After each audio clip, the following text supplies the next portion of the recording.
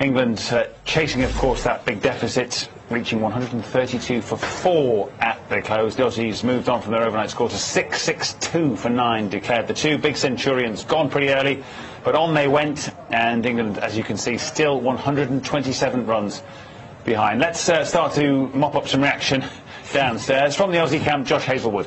He's with Ali. Well, the rain is falling. Josh, is it a little frustrating that you weren't able to stay out there longer tonight?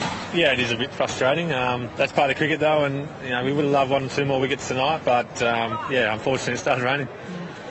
You must have been delighted to get those couple early on, and that caught and bowled in particular, very athletic. Yeah, it's just one of those things that sometimes it sticks and sometimes it doesn't, so I was pretty happy with it, and yeah, to get, I think, Cook and Root again back in the sheds is very important, yeah.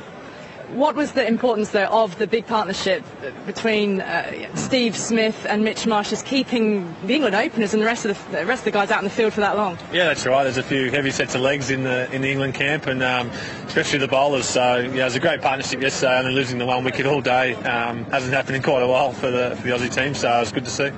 How far away do you feel you are from regaining the Ashes right now? Yeah, I feel pretty close, I guess, but you're never too sure until it actually happens. So we've obviously taken the tail wickets quite quickly in the last 2 tests, so hopefully we can do that again tomorrow. Have you seen a delivery from Mitch Starc that has quite done what that one did? Yeah, it's pretty special. Sitting down leg, obviously, then hit the crack and took the top of off. So yeah, that's getting anyone out, I think. So feeling pretty confident now with the position the team are in? Yeah, still pretty confident. We're in a great position, and obviously, again, the first session tomorrow is pretty important, and hopefully we can finish them off.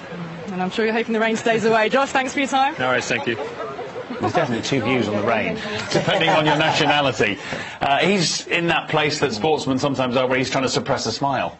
Yeah, I like that question. Are you still feeling confident? Yeah, it's still pretty confident. Yeah, so, not bad. And with good reason too. They've played really, really well, haven't they? After losing the toss, and Joe Root had no hesitation of jumping in there, and they started to mount a big total.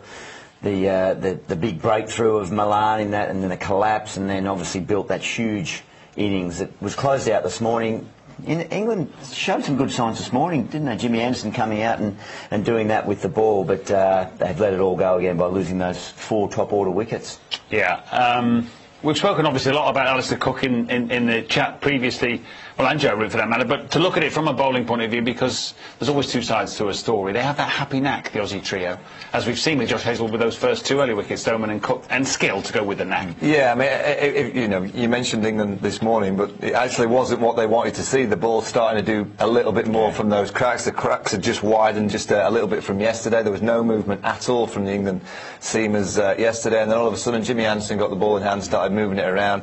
And you always know with someone like Josh Hazlewood in particular, if there's an area of the pitch that he knows is going to be vulnerable to the batsman, well, you know that it's going to be someone like Hazlewood that hit it 80-85% of the time. Now, this dismissal of Stone just concerned me somewhat because he played well in the first inning, but he took a peppering. And if you just look at the field that they had set, they had a short leg and a deep square leg. The ball before he played a pull shot, I'd not seen him play that shot throughout this series so far. And you see how late he is onto that delivery. It's a good length, it's not a half volley, and he's just late getting that head going back towards the ball, and that's a concern because he just had a couple of bounces. That's a terrific catch, it really is. It's a brilliant catch. I mean, 6'6", everything going well. Cook, maybe tried to turn it here. You'll see him just try to slightly go leg side, get to the leading edge, but he's going away from the ball, gets down, breaks his fall beautifully with his left hand. And they practice these things, these bowlers. They get run in and bowl and have their coaches with a tennis racket and tennis ball and hit it back, so down low. But brilliant. You're spot on. If there's a bloke that you want to exploit an area on the wicket, well, first of all, you thought of McGrath. Who are we comparing to Glenn McGrath? It's Josh Hazlewood. Yeah, no, that's true. And they all have slightly different qualities, actually, the main trio, don't they, of pace. Clearly, 2 of them are quicker than the others. Josh is perhaps the craftiest, would you say? Well, Starc's got that brilliant ability to break through, and then Cummins is a battering ram. Well, I think why they're so hard to face is because they've got difference. You know, they've got the angle of the left arm of Starc. You know, Hazlewood can hit any pitch, you know, in terms of if it's going to get some kind of movement, or even he will hit that zone on the surface. Cummins can do all that you would ask him to. He can hit the zone, he can bowl quickly, he can bowl bounces, and that's why you're never really in against this Australian attack. Then you've got the off-spinner Nathan Lyon, who's bowled beautifully throughout the whole series. Yeah, as I said, you know, you get the 50, you get the 60, but they've always got a plan that they could go to that can unsettle you from being in the present moment. Yeah. You know, about the great fast bowling units generally, so maybe save for the West Indies and look at the leading wicket takers there.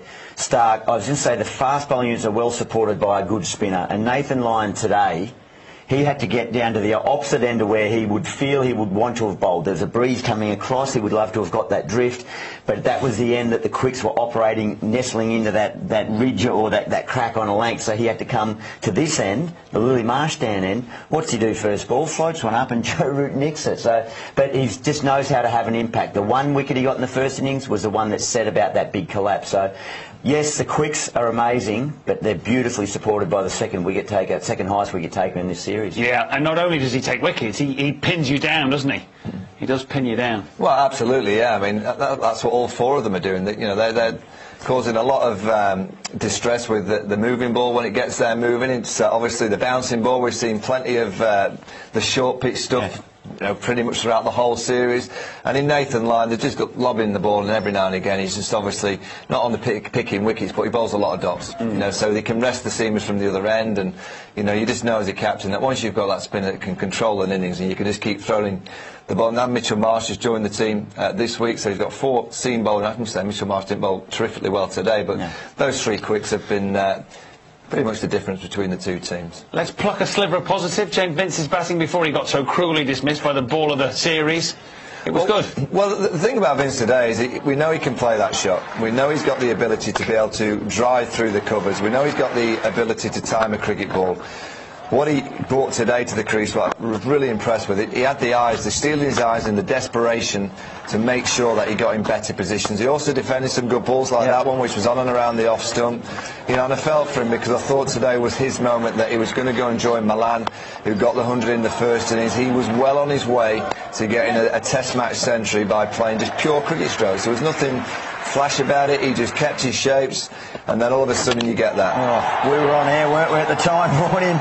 That was unbelievable. I don't think even Mitch Starc knew that was going to be the end result. That should have gone down and brushed the outside of his pad, but it brushes the outside of the off stump. So that's moved the width of the stumps plus some. And may well he look down at that pitch and say, what have I done wrong there? Well, he must be thinking, why me? You know, he just got to 55. He was playing as well as I'd seen him in an England jersey. The one thing that innings will have done is, because, you know, let's be honest, going into the second innings, he was under a huge amount of pressure. A huge amount of pressure. There's the 42 centimetre difference in terms of where it ended up to where it should have ended up down that leg side. He was playing the right shot to the angle of the delivery that was produced, and all of a sudden it just hits the edge of that crack. And look at the purple line, Vaughan. If you follow that going up where his bat is, he's clipping that to fine leg for a single, so you can't fault him on the shot at all. It's truly unplayable. I do think whatever he went out with in terms of mentality today and what was going through the 6 inches, I think that's probably been the criticism of James Vince in his short test career, is that, you know, he's always played some nice innings, got to 20 and 30, all of a sudden he makes a mental error. Whatever he was thinking out there today, store it up, put it in a bowl, bring it out to Melbourne. One other positive today, Jimmy Anderson reaching 50 test wickets in the calendar year. While the rain was still hammering down a couple of minutes ago, he spoke to Ali Mitchell. Thing to say is it's Jimmy's idea to stay out here in the rain rather than take cover, but Jimmy, the rain, did it come at a helpful time for England given the match situation? Yeah, of course it did. You know, obviously we're behind the game a little bit, but you know, we are where we are. We've got to try and keep fighting as much as we can. The rain obviously helped us a little bit tonight, but tomorrow we've got to come back with a good attitude, and hopefully we can fight through the day. Is there confidence in that the two guys out there, David and Johnny, put together such a strong partnership in the first innings at least? Yeah, definitely. I thought the guys, the application today was really good. You know, James Vince got a ball that was really unplayable. David and Johnny got us through to the end there, and you know, it's going to be a lot of impetus on those two tomorrow to try and get us through a lot of the day, but we've got plenty of batting to come as well, so we've got people who can spend time in the middle, and we're going to rely on everyone tomorrow to try and get us through the day. You managed to take 4 wickets, which slowed the Australian scoring rate this morning at least, but how heavy is the frustration with the batting? Only 400 on the board in the first innings, which turned out to be insufficient compared to what Australia were able to get.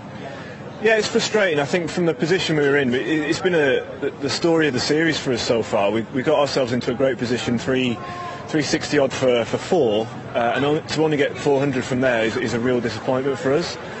But that's that's where we're at. That's the situation of the game. We can't do anything about what's gone on now. All we can focus on is tomorrow and come here, like I said, with a good attitude and try and get through the day. Well, if this rain stays around, that might be your saviour, but we'll let you get inside now. Jimmy, thank you. Thank you. Oh, he won't mind the rain. He wants some more tomorrow. Here's the wickets that he took earlier today. Some cute and clever bowling. He's only one behind Courtney Walsh now in the all-time wicket takers. So. Yeah, 50 wickets in the calendar year, and he just came in and hit a length that we probably felt needed to be hit by all the England bowlers throughout this whole series. Too often we've said, oh, they're too short, but start to get a little bit of movement there.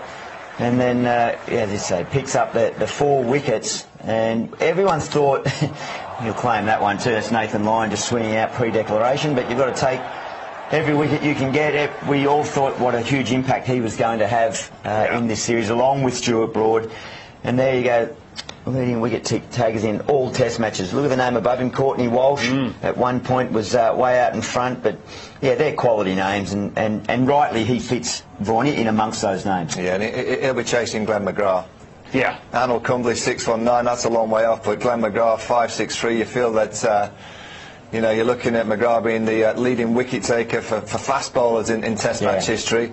I'm pretty sure that Jimmy Anderson's got Glenn McGrath in his sights. Yeah, and he mentioned, obviously, that they were disappointed to only make 403 from 360 for 4. It's that familiar, all too familiar collapse, I suppose, from the tail. But they've also, obviously, bowling-wise, for all the good news there, they've let the Aussies score such a massive total that they need the rain now tomorrow. Yeah, England should have got more runs. But also, you've got to be dead honest. England so far in this series have got 10 wickets in Brisbane. They've got 18 wickets in Adelaide. And they've got 9 wickets here at the Wacker in Perth. And it's just a kind of combination of everything. England need everything to work for them, to win in these kind of conditions, to compete. They have to maximise every type of opportunity that they got. They got an opportunity at 368 for 4 to get 500, they didn't take it. You go back to Brisbane when they had Australia 210 for 7 in the first innings, still 90 runs behind England. They didn't take that opportunity. The Adelaide Oval, they had an opportunity bowling first to bowl that little bit fuller ball like you do this morning, Jimmy and Stuart. You'd have probably bowled Australia out for a lot less than the 442. So it's all like talking points. Ultimately, you look at the series so far, Australia have just been better in all the different facets of the game. Of course, the one we're in, perfect, can't go green and gold, otherwise we're all done. And there's only really then the discussion about whitewash. If the Ashes will be Australia's again, and Gilly can start to celebrate. But talking of conditions, we're obviously hoping to be sat in here all day tomorrow, talking to the folks at home about the terrible weather in your hometown. Oh, is that what the viewers want? I say we. Listen to us.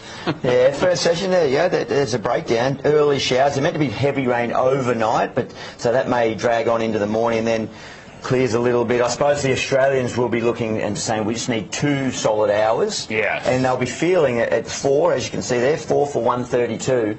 They'll be feeling we only need 2 wickets, and then we've seen what we can do. We've demolished the last 4 wickets whenever we've had a chance to get at those guys. Just quickly back to the positive. We've spoken about the positives of the batting of Milan and Bairstow and Vince. Overton. He was the one that did look threatening out here. He's going to need a bit more time in Test cricket. He's going to learn as he goes. It's a tough place to learn your trade. He's playing with a cracked rib. But he's got a cracked rib, and I love that courage that he's out there. Even today, first ball he got in, you could see, but just trying to get into it. And that's the passion and desperation you need when you are afforded that opportunity to play for your country. Well, Jimmy Anderson, didn't he? He said that there's plenty of batting to come. Well, there's Moeen Ali and Chris Woakes, and after that I just don't think that you can rely too much on Overton, Broad and Anderson. I will say that it's down to Milan and Bairstow, and also you're looking at 6 hours of batting. You've just seen the forecast. I would think England would, if you can break, say that the first session get rained out, suddenly 2 sessions of batting becomes possible. If you look at a whole day's batting with just 6 wickets remaining, that's a long way off. So they might need a little bit of help from the gods. Oh, they will, and you presumably make short plans, don't you? Get through the next half an hour, hope for a bit of assistance, get through to the next break. That's how you plan it, don't you? Yeah, absolutely. Whatever you know the next break is, and then one may come earlier. But it is going to be all about switching on and switching off, and whether they can restart after the various breaks, whether it's lunch break, as is scheduled, or a rain break. Every time they go back out, they've got to just click their fingers, get their mind focused again, and then work together to get to that next break. And the two men at the crease are the two men effectively in form, aren't they? Now, I know it doesn't always work that way. You'd think the two guys that have scored a century should be in great nick to do it again. It doesn't often go that way, but they've looked solid so far. Yeah, they played nicely, and they're going to have to play nicely tomorrow. You know, I think on a pitch like that you kind of in your stand and you can see the cracks. I think it's so important that you have players out there with confidence, and these two clearly are a confident pair because of that first innings. Moeen going out there on a pair. You know, Chris Woakes has not got a huge amount of runs behind him, and as I said before, Overton, Broad and Anderson, they're just not going to last too long against this kind of attack, so it will come down to this pair. If this pair can bat the first session and send a load of confidence back through to the dressing room, England have a chance, but if you lose one of these two early, it could end quite quickly. Well, I've heard talk of a wicketkeeper batsman once scored a big knock here pretty quickly. Don't know who that... Remember who that was? Brad Haddon, was it? Yeah, I think he might have been. Yeah, he's hanging about. Yeah. So who knows? Listen, Johnny's quite an assertive batsman, isn't he? I guess Milan has shown that he's prepared to dig in, but Johnny would have to play some of the shots that he's naturally able to play. You can't just defend. Yeah, he pretty much dealt in boundaries tonight while he was there. He really dug in defence. He had the tough spell of Mitchell Starc to get through after witnessing like we all did, that amazing delivery that James Vince picked up. But he defended. There was a few boundary hitting balls. He hit boundaries. They've got to both do that, use their feet, particularly Milan against Nathan Lyon like they did in the first innings. So they've got to just try and keep doing what they did in the first innings. See you both. I'm off dancing all night for the rain. Yeah. You'll be pulling the covers off. Wow. Well, don't forget highlights of day 4, 11:30 this morning, and we are back slightly earlier in the early hours of tomorrow morning, 1:45 on air for a start of play at 2 a.m.